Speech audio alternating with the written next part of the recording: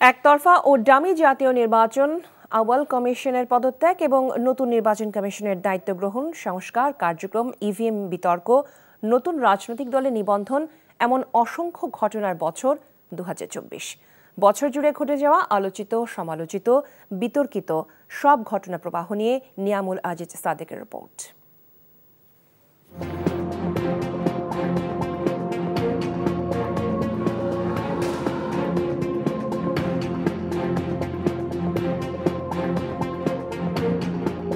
বিনা প্রতিদ্বন্দ্বিতা, রাতের ভোট, এরপর 2024 সালের প্রথম মাসে আওয়ামী লীগের বিপরীতে আওয়ামী লীগ দিয়ে নির্বাচন প্রতিদ্বন্দ্বিতার নতুন রূপ দেখে বাংলাদেশ।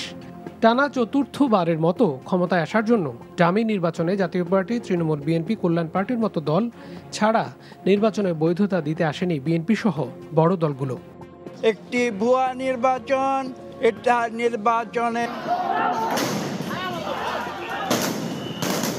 এক পেশে স্বৈরশাসনের বিরুদ্ধে বিপুল জনরোষে পতন ঘটে হাসিনার। দ্বাদশ জাতীয় নির্বাচনের মাত্র 7 মাসের মাথায় সবকিছু ওলটপালট এবং বিতর্কিত নির্বাচনের দায় নিয়ে আউয়াল কমিশনের পদত্যাগ। এর আগে বিএনপি সহ অন্যান্য দলের বিরোধিতা সত্ত্বেও 8,711 কোটি 44 লাখ টাকায় নতুন ইভিএম প্রকল্প হাতে নেয় আউয়াল কমিশন। ভোট কারচুপি ও যন্ত্রের সংরক্ষণ ব্যয় সহ বিভিন্ন কারণেই অনেকটাই গলার কাটা হয়ে দাঁড়ায় এটি। ঠিকমতো বোঝা যায় না, আলোর স্বল্প কারণে হতে পারে, অথবা বাটনগুলো স্পষ্ট না, এটার জন্য। 24 নভেম্বর দায়িত্ব নেয় নতুন নির্বাচন কমিশন। আশাবাদ জানায় বিতর্কমুক্ত, সুষ্ঠু, গ্রহণযোগ্য নির্বাচনের। দেশের মানুষ ভোটাধিকার থেকে বঞ্চিত। আমি তাদেরকে একটা free, fair and credible election দেওয়ার জন্য প্রতিশ্রুতিবদ্ধ। নির্বাচন কমিশনকে ব্যাপক ক্ষমতা দিয়ে সংস্কার কমিশনের সুপারিশমালা প্রায় চূড়ান্ত হয়েছে। এতে সংবিধান সংশোধন করে রাষ্ট্রপতি, প্রধানমন্ত্রীর ক্ষমতার ভারসাম্য, কমিশনের নিজস্ব কর্মকর্তা নিয়োগ সহ প্রস্তাবনা দেয়া হয়েছে। একটা অন্যতম লক্ষ্য হলো দ্বিকক্ষ বিশিষ্ট সংসদের ভারসাম্য সৃষ্টি করা, কিন্তু এটা নির্ভর করবে অনেক কিছুর উপর। রাষ্ট্রপতি যদি স্বাধীনচেতা হন, উনি যদি নিরপেক্ষ নির্দলীয় হন, তাহলে এটা সুফল বয়ে আনবে।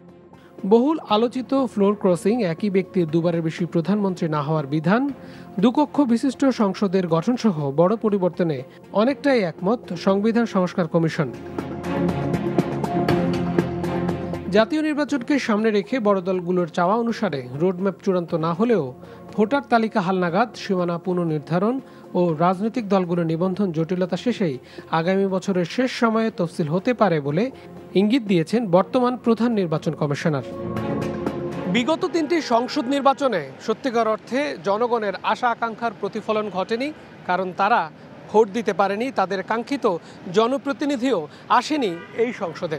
এবার নতুন করে ঘুরে দাঁড়ানোর বাংলাদেশে তারা চাইছেন যে মানুষগুলোকে তারা পছন্দ করবেন তারাই আসবেন এই সংসদে, তাদের জন্য কথা বলবেন, দেশের জন্য কথা বলবেন সাধারণ মানুষের আশা আকাঙ্ক্ষা নিয়ে। Niamul Aziz Sadek, NTV news, Dhaka.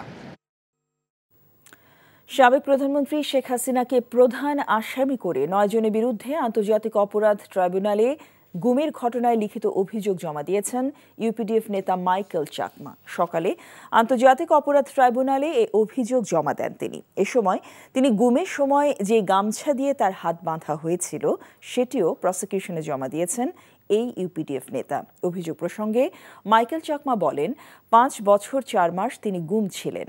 2013 সালে তৎকালীন প্রধানমন্ত্রী শেখ হাসিনার খাগড়াছড়ি সফরের সময় অবরোধ করেন ইউপিডিএফ। এই ঘটনায় তখন অবরোধকারীদের দেখে নেয়ার হুমকি দেন শেখ হাসিনা। এছাড়া শান্তি চুক্তি বিরোধিতা করায় গুম হওয়ার পর তাকে নানা প্রশ্নের সম্মুখীন হতে হয়েছে। তার আশঙ্কা, এসব ঘটনায় তাকে গুম করা হয়েছিল। এজন্যই গুমের ঘটনায় শেখ হাসিনাকে প্রধান আসামি করা হয়েছে। 2019 সালের 9 এপ্রিল থেকে 2024 সালের 7 অগস্ট পর্যন্ত গুম ছিলেন মাইকেল চাকমা।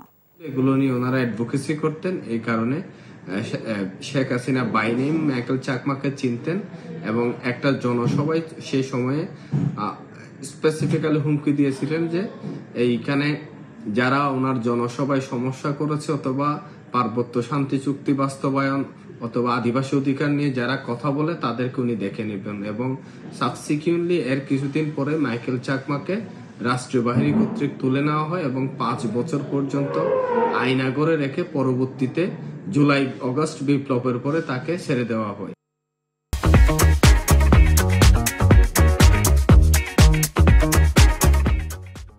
প্রধান নির্বাচন কমিশনার এএম নাসির উদ্দিন বলেছেন, আগামী নির্বাচনে আওয়ামী লীগের অংশগ্রহণ রাজনৈতিক সিদ্ধান্ত, কাউকে জোর করে নির্বাচনে আনার সুযোগ নির্বাচন কমিশনের নেই।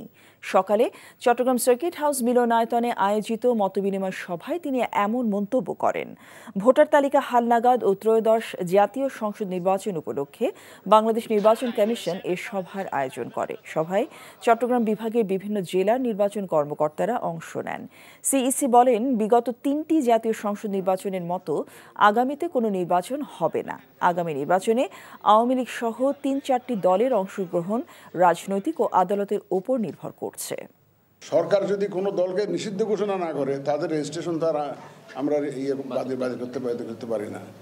এটা এদের রাজনৈতিক সিদ্ধান্ত অথবা কোর্টের সিদ্ধান্ত, এর দুইটার একটা হতে হবে এবং যেটার ভিত্তিতে হয়তো আমরা ব্যবস্থা নিব। আমরা আমাদের পক্ষ থেকে আমরা এই ধরনের কোনো এই ব্যাপারে কোনো মন্তব্য করতে চাই না। নানা অজুহাতে লোকসান দেখিয়ে খুলনা জুট মিলগুলো একে একে দখল করেছিলেন স্বৈরাচার আওয়ামী লীগ সরকারের সাবেক শ্রম ও কর্মসংস্থান প্রতিমন্ত্রী বেগম মুন্নুজান সুফিয়ান। একা নয়, পুরো পরিবারকে দখল বাণিজ্যে কাজে লাগিয়েছেন তিনি। রাতারাতি বনে গিয়েছেন শত শত কোটি কোটি টাকার মালিক। এছাড়া হাজারো একর জমি দখল, নিয়োগ বাণিজ্য টেন্ডার সহ আরও নানা অভিযোগ তার বিরুদ্ধে। 5 আগস্টের পর আত্মগোপনে চলে গেলে অনেক ব্যবসায়ী ফিরে পেয়েছেন তাদের মিল জমি জমা। আজিজুল ইসলামের ক্যামেরায় খুলনা থেকে মোহাম্মদ আবু তৈয়বের পাঠানো রিপোর্ট। আমি যে গাড়িতে চড়ি ওই স্বৈরাচার আওয়ামী লীগ সরকারের সাবেক শ্রম ও কর্মসংস্থান প্রতিমন্ত্রী বেগম মুন্নুজান সুফিয়ান। সাদাসিধে এ চেহারার ভিতরে লুকিয়ে ছিল ভয়ঙ্কর রূপ। প্রতিমন্ত্রী থাকাকালে খুলনায় একচ্ছত্র আধিপত্য ছিল। বিশেষ করে জুট মিলগুলো ছিল তার কুনজরে।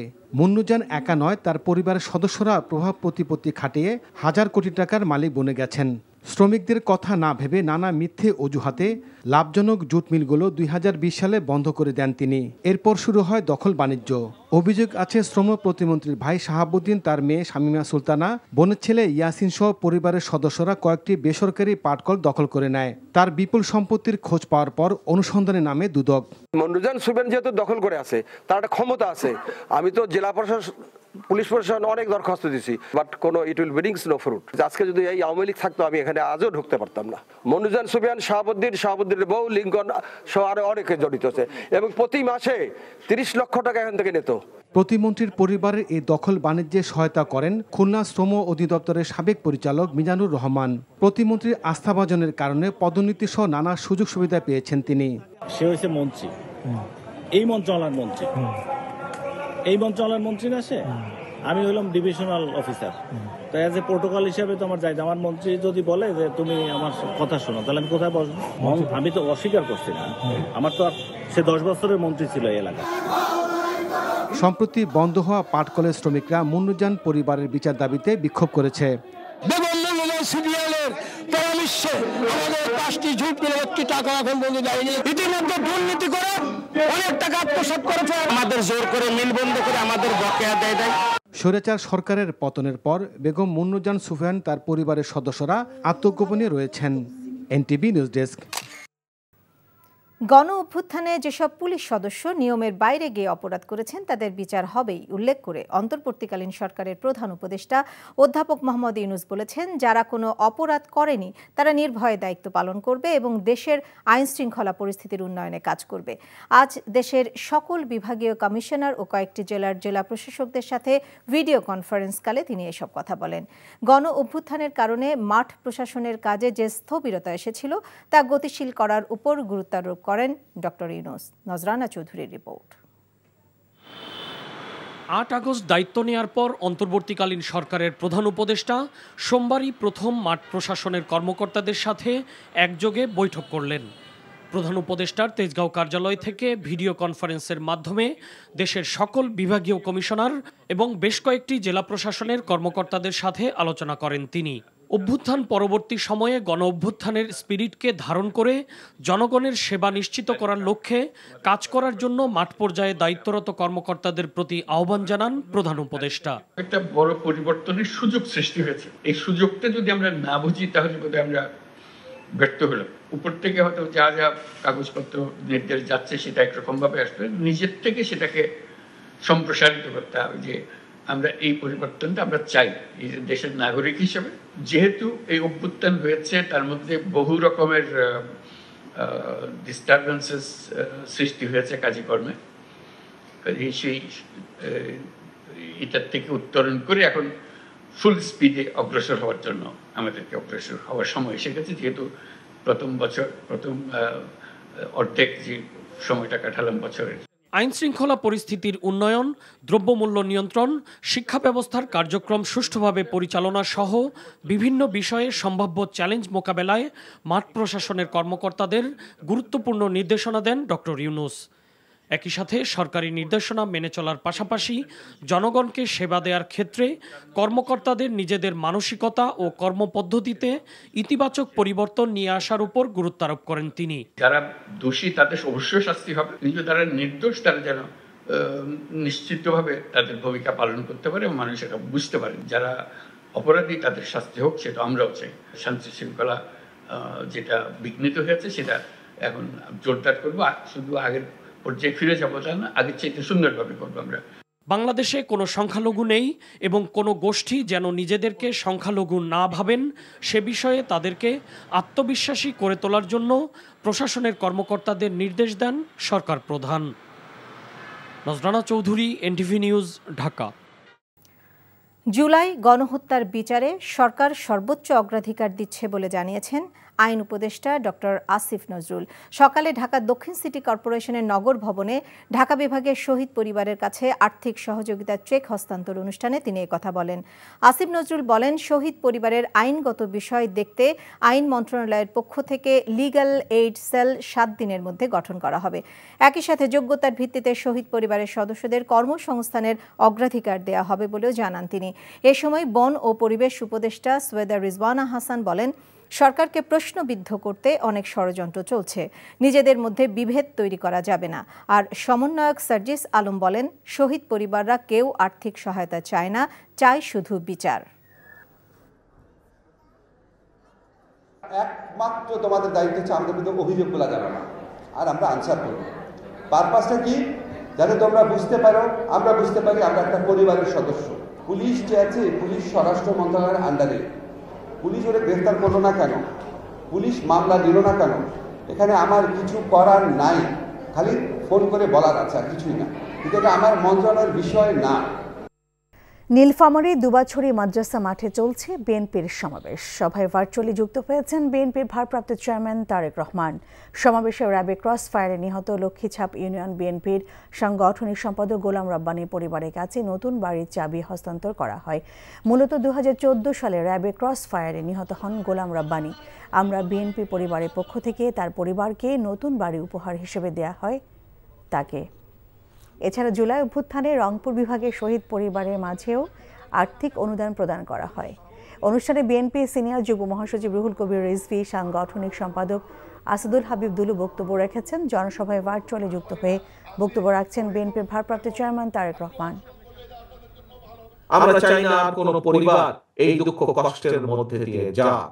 আমরা চাই বাংলাদেশকে সামনের দিকে এগিয়ে নিয়ে যাওয়ার জন্য আজকের এই অনুষ্ঠানে আমরা প্রতিজ্ঞা গ্রহণ করি যে গোলাম রাব্বানী সহ আমাদের এই গোলাম রাব্বানী সহ সারা বাংলাদেশে যে হাজারো গোলাম রাব্বানী যারা শহীদ হয়েছে, তারা যে কারণে শহীদ হয়েছে, যে কারণে নিজের জীবনটা তারা দিয়ে দিয়েছে, যেই কারণে, যেই দাবিকে প্রতিষ্ঠা করার জন্য, যেই দাবিকে প্রতিষ্ঠিত করার জন্য তারা জীবন দিয়েছে, সেই দাবিকে যাতে আমরা প্রতিষ্ঠিত করতে পারি, সেই শপথ আজকের এই অনুষ্ঠানে আমরা গ্রহণ করি এবং সেই শপথ গ্রহণ করার মাধ্যমে আজকে আমরা এখান থেকে যে যার ঘরে ফিরে যাব। আসুন আজকে আমাদের এই অনুষ্ঠানের শপথ হোক গোলাম রাব্বানী সহ হাজার গোলাম রাব্বানী যেই মানুষের অধিকার প্রতিষ্ঠিত করার জন্য নিজের জীবনকে উৎসর্গ করেছে, ইনশাআল্লাহ আমাদের জীবনের শেষ দিন পর্যন্ত আমাদের চেষ্টা অব্যাহত থাকবে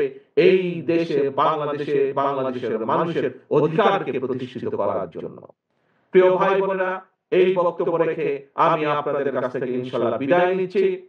দোয়া করবেন যাতে আমি দ্রুত আপনাদের মাঝে ফিরে আসতে পারি।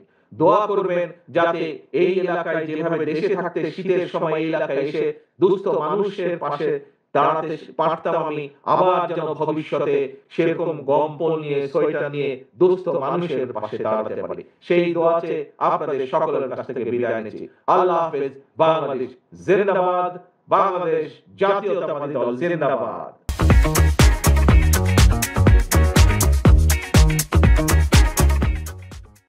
জামায়াতে ইসলামী আমির ডক্টর শফিকুর রহমান বলেছেন, দেশ ও জাতির স্বার্থে ঐক্যবদ্ধ হয়ে সবাইকে ঐক্যবদ্ধ হতে হবে। দুপুরে দিনাজপুরে বীরগঞ্জ সরকারি কলেজ মাঠে পথসভায় তিনি কথা বলেন। বাংলাদেশ হবে কল্যাণকর রাষ্ট্র, এদেশে কোনো ধর্ম বর্ণ ভেদাভেদ থাকবে না, সকলেই হবে এদেশের সম্মানিত নাগরিক। তিনি বলেন, আওয়ামী লীগ সরকার অন্যায়ভাবে জামায়াতে ইসলামীর শীর্ষস্থানীয় 11 জন নেতাকে বিচারের নামে হত্যা করেছিল। আমরা এমন একটি জাতি চাই, দেশ চাই, যেখানে অফিস, আদালত, কোর্ট কাছারিতে কোনো ঘুষের বাণিজ্য আর চলবে না, যেখানে কোনো চাঁদাবাজ আর হাত বাড়াবে না, যেখানে কোনো দখলদারের কোনো অস্তিত্ব থাকবে না, এমন একটি বাংলাদেশ আমরা চাই। আমাদের মা বোনেরা তারা ঘরে বাইরে সর্বত্র ইজ্জত এবং নিরাপত্তার সাথে তাদের দায়িত্ব পালন করবেন। মিয়ানমারের অভ্যন্তরে উদ্ভূত পরিস্থিতিতে সীমান্তে বিজিবির জনবল বৃদ্ধির পাশাপাশি গোয়েন্দা সংস্থা কার্যক্রম বৃদ্ধি করা হয়েছে বলে জানিয়েছেন মোহাম্মদ জাহাঙ্গীর আলম চৌধুরী। দুপুরে দমদমিয়া জেটিঘাট এলাকায় সাংবাদিকদের সাথে ব্রিফিংয়ে তিনি এসব কথা বলেন।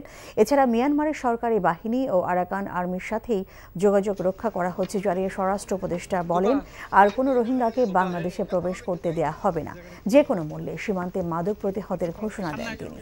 এর আগে টেকনাফে বিভিন্ন সীমান্ত এলাকা, বিভিন্ন বিওপি ও ব্যাটালিয়ন কার্যালয় পরিদর্শন করেন উপদেষ্টা।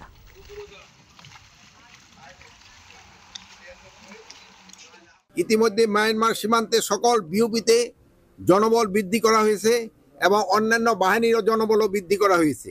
সীমান্তবাসী ও দেশবাসীকে জানাতে চাই, আপনাদের ভয়ের কোনো কারণ নেই। সীমান্ত সম্পূর্ণভাবে আমাদের নিয়ন্ত্রণে রয়েছে। জুলাই বিপ্লবের ঘোষণাপত্র এবং ৭২-এর সংবিধান বাতিল করা নিয়ে বৈষম্য বিরোধী ছাত্র আন্দোলনের বক্তব্য স্পষ্ট নয় বলে মনে করেন সুপ্রিম কোর্ট আইনজীবী সমিতির সভাপতি ব্যারিস্টার মাহবুব উদ্দিন খোকন। সকালে সাংবাদিকদের প্রশ্নের জবাবে বার সভাপতি বলেন, ছাত্রদের এমন সিদ্ধান্তে জুলাই গণ অভ্যুত্থানে গড়ে ওঠা ঐক্যে ফাটল ধরাবে। এর ফলে ফ্যাসিবাদী দল আওয়ামী লীগ সুযোগ নেয়ার চেষ্টা করবে। মাহবুব উদ্দিন খোকন বলেন, ৭২-এর সংবিধান প্রথম সংবিধান, এর মাধ্যমেই ভাষা আন্দোলন এবং মুক্তিযুদ্ধ স্বীকৃতি পেয়েছে। সময়ের সাথে সংবিধান সবসময় পরিবর্তনশীল। সংবিধান বাতিল করা দেশের জন্য একটি খারাপ নজির হয়ে উঠবে।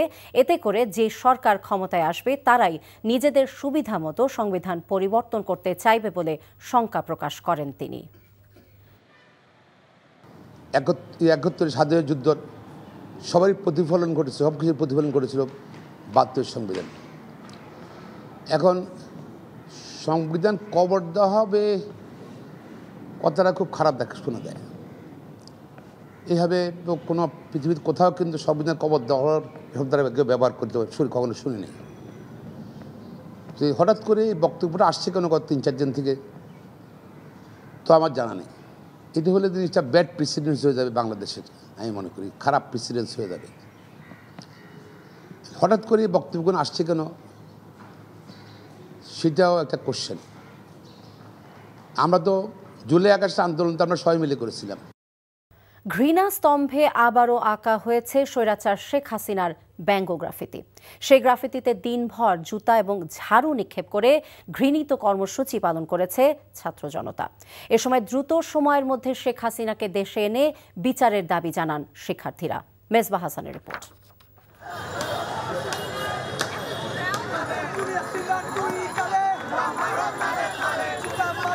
ক্ষোভ আর ঘৃণার বহিঃপ্রকাশ। ১৬ বছরের স্বৈরশাসক শেখ হাসিনা যে কতটি ঘৃণিত হয়েছে এই প্রজন্মের প্রতিবাদের ভাষা সেটিই মনে করিয়ে দেয়। ক্ষমতার জৌলুস সময়ে শেখ হাসিনাকে স্মরণ করে রাখতে মেট্রো রেলের স্তম্ভে আঁকা শেখ হাসিনার ছবি। ছাত্র জনতার অভ্যুত্থানের শত সহস্র মানুষকে গুলি করে হত্যা ও পঙ্গু করে দেওয়ার ঘটনায় ঘৃণার প্রতীকে পরিণত হয় শেখ হাসিনা। জৌলুস ছাপিয়ে ব্যঙ্গচিত্রে পরিণত হয় শেখ হাসিনার সেই ছবি, যা রূপ নেয় ঘৃণা স্তম্ভে। 5ই আগস্টের 3 মাসের মাথায় ঘৃণাস্তম্ভ মুছে ফেলে বিশ্ববিদ্যালয় প্রশাসন। প্রতিবাদে গভীর রাতে ফুঁসে ওঠে ছাত্র জনতা। তোপের মুখে দুঃখ প্রকাশ করে কর্তৃপক্ষ। কি চাই এটা কি আপনি জানেন না? এনএসআই এর কথা মতো ক্যাম্পাস চালান। নতুনভাবে আবারও আঁকা হয় ব্যঙ্গচিত্র, নিক্ষেপ করা হয় জুতা, ঝাড়ু আর ক্ষোভের সবটুকু। তারা গুম, লোপাট, দুর্নীতি, টাকা পাচার থেকে শুরু করে এমন কোনো অপরাধ নাই যে করে নাই। যে তাদেরকে আমরা যেভাবে উৎখাত করেছি, এই উৎখাত করার পরেই তো আমরা এই ছবিটা এখানে আঁকানো হয়েছিল যে বা যারা এই জুলাই স্পিরিটের সাথে প্রতারণা করবে আমরা তাদের জন্য বিন্দুমাত্র ছাড় দেব না। ছাত্র জনতার অভ্যুত্থানের স্মৃতি যারা মুছে ফেলতে চায় তাদেরকে খুঁজে বের করার দাবি শিক্ষার্থীদের। প্রশাসনকে এই গোটা ঘটনার দায় স্বীকার করতে হবে। প্রশাসনের তরফ থেকে কোনো কথা স্পষ্ট বলা হচ্ছে না। তারা একবার আমাদেরকে বলে গিয়েছেন যে এটা নাকি তারা আপনার কি বলে এনএসআই এর চাপে করেছেন। যদি কেউ কোনো প্রক্টর না বোঝেন যে এটা একটা গুরুত্বপূর্ণ ঘটনা, তাহলে তো আসলে তার এখানে থাকার কোনো রকম যোগ্যতা নেই। ফেসিবাদের বিরুদ্ধে এই ঘৃণাস্তম্ভ হয়ে থাকবে কালো অধ্যায়ের ক্ষতচিহ্ন হয়ে। Misbah Hasan, NTV news, Dhaka. স্বৈরাচার পালিয়ে গেলেও তার প্রেতাত্মারা এখনও দেশের আনাচে কানাচে লুকিয়ে ষড়যন্ত্র করছে দাবি করে বিএনপির ভারপ্রাপ্ত চেয়ারম্যান তারেক রহমান বলেছেন, দেশকে এগিয়ে নিতে গণতান্ত্রিক ধারায় ফেরার কোনো বিকল্প নেই। মানুষের ভোটাধিকার প্রতিষ্ঠায় লড়াই সংগ্রাম অব্যাহত থাকবে বলেও জানান তিনি।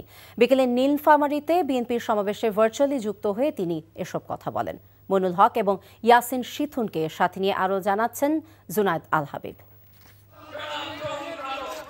2014 সালে র্যাবের ক্রসফায়ারে নিহত হন নীলফামারীর লক্ষ্মীছাপ ইউনিয়ন বিএনপির সাংগঠনিক সম্পাদক গোলাম রাব্বানী। আমরা বিএনপি পরিবারের পক্ষ থেকে স্বৈরাচার বিরোধী আন্দোলনে শহীদ রাব্বানীর পরিবারকে উপহার হিসেবে দেয়া হয় নতুন বাড়ি। এ উপলক্ষে দুবাছড়ি মাদ্রাসা মাঠে আয়োজন করা হয় সমাবেশের। ভার্চুয়ালি যুক্ত হন বিএনপির ভারপ্রাপ্ত চেয়ারম্যান।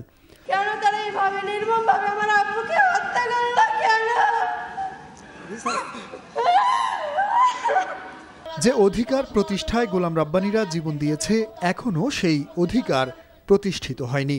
তাই দেশকে এগিয়ে নিতে গণতান্ত্রিক ধারায় ফেরার কোনো বিকল্প নেই।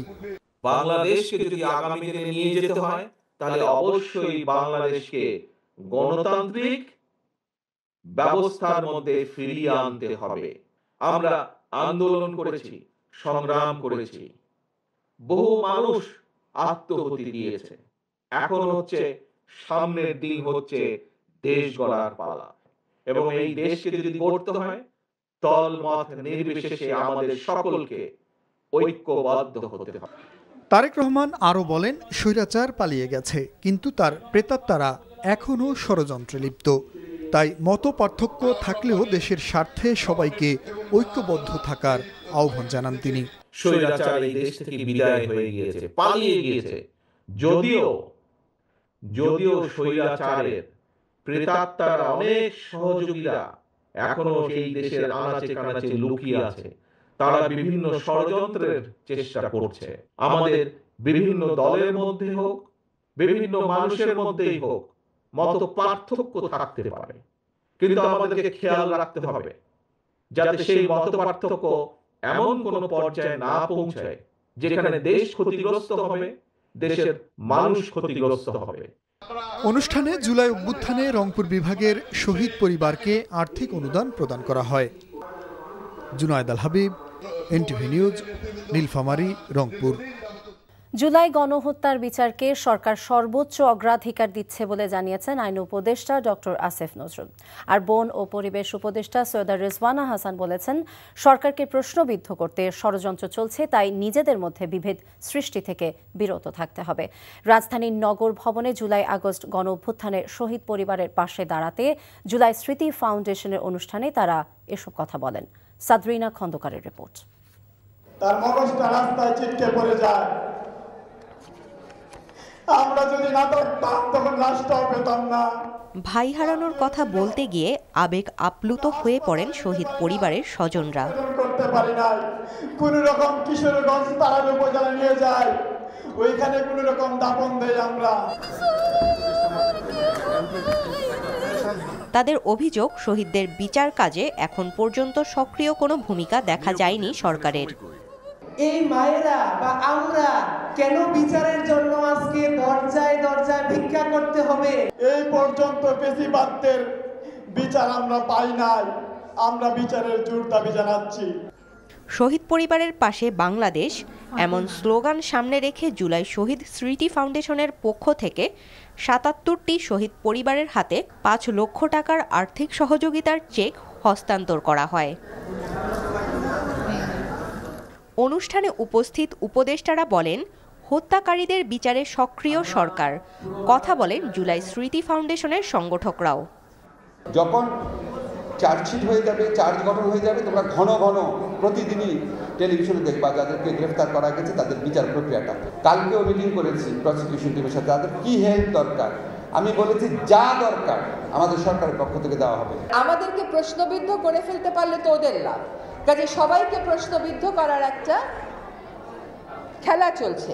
এই খেলায় পা দিয়ে দিয়েন না, এই খেলায় পা দেওয়া যাবে না। তারা কেউই আর্থিক সহযোগিতা প্রত্যাশা করে না, তাদের একটাই কথা, তারা তার পরিবারের আমাদের যে শহীদ ভাইটি রয়েছে, বোনটি রয়েছে, তার হত্যার বিচার চায়। এখন পর্যন্ত প্রায় ৭০০ শহীদ পরিবারকে আর্থিক সহায়তা দিয়েছে July Smriti Foundation. Nominee Khadija Begum. Sadrina Khandakar, NTV news, Dhaka. সচিবালয় অগ্নিকাণ্ডের প্রাথমিক তদন্ত প্রতিবেদন প্রধান উপদেষ্টার কাছে জমা দেবার সময় একদিন বাড়িয়ে মঙ্গলবার করা হয়েছে বলে জানিয়েছেন স্বরাষ্ট্র সচিব ডক্টর নাসিমুল গনি। বিকেলে সচিবালয়ে একথা বলেন তিনি। তদন্তের স্বার্থে প্রয়োজনে সব আলামতি দেশের বাইরের ল্যাবে পরীক্ষার জন্য পাঠানো হবে বলেও জানান সচিব। রিপোর্টে আরও জানাচ্ছেন রোকন উদ্দিন। রোববারের মতো সোমবারও সচিবালয়ে প্রবেশ ছিল সীমিত। সরকারের উপদেষ্টা, সচিব, আইনশৃঙ্খলা বাহিনী ও অগ্নিকাণ্ডের তদন্তের সাথে সংশ্লিষ্ট ছাড়া কোনো গাড়ি প্রবেশ করতে দেওয়া হয়নি। বাকি সরকারি কর্মকর্তা ও কর্মচারীরা হেঁটে প্রবেশ করেছেন। এদিন দুপুরের পর গণমাধ্যম কর্মীদের অস্থায়ী পাস দিয়ে সচিবালয়ে প্রবেশের অনুমতি দেওয়া হয়। সচিবালয়ে ৭ নম্বর ভবনে অগ্নিকাণ্ডের প্রাথমিক তদন্ত প্রতিবেদন সোমবার জমা দেবার কথা থাকলেও একদিন সময় বাড়ানোর আবেদন করা হয়েছে বলে জানিয়েছেন উচ্চ পর্যায়ের তদন্ত কমিটির প্রধান।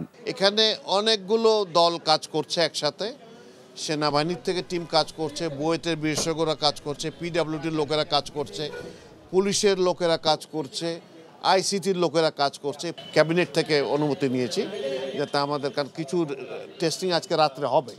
তো এগুলো হলে পরে হয়তো কালকে আবার আমরা বসে আমরা কালকে একটা প্রাথমিক একটা ধারণা করতে পারবো।